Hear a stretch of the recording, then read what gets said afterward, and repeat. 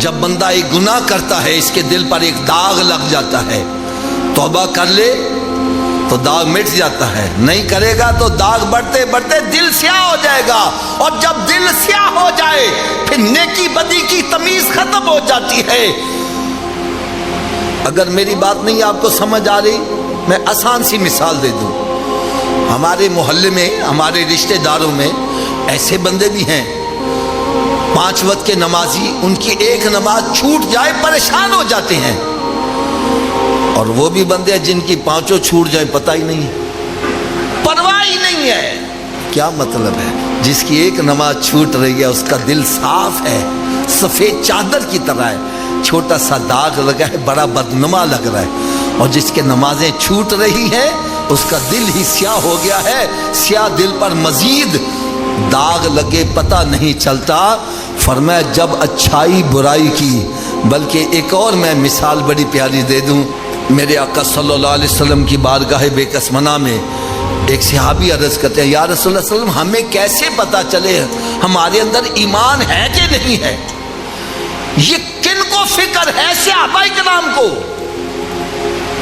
اور آج ہمیں فکر ہے؟ یا رسول اللہ صلی اللہ علیہ وسلم ہمیں کیسے پتہ چلے ہمارے اندر ایمان ہے کہ نہیں ہے؟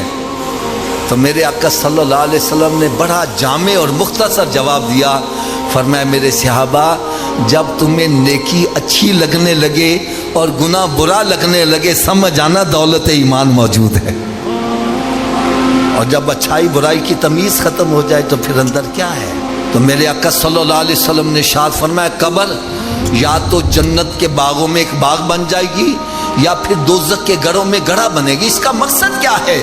اگر نیک اعمال کر کے جائے گا وہی قبر کہتی آنے والے تیرا آنا مبارک ہو، تیرے آنے سے پہلے میں مٹی کا ڈھیر تھی، تیرے آنے کی وجہ سے میرے اندر جنت کی طرف سے کھڑکی کھلی ہے، تو نے مجھے آ کر سکون دیا، اب تو نگاہ اٹھا، جہاں تک تیری نگاہ جائے گی میں کشادہ ہوتی چلی جاؤں۔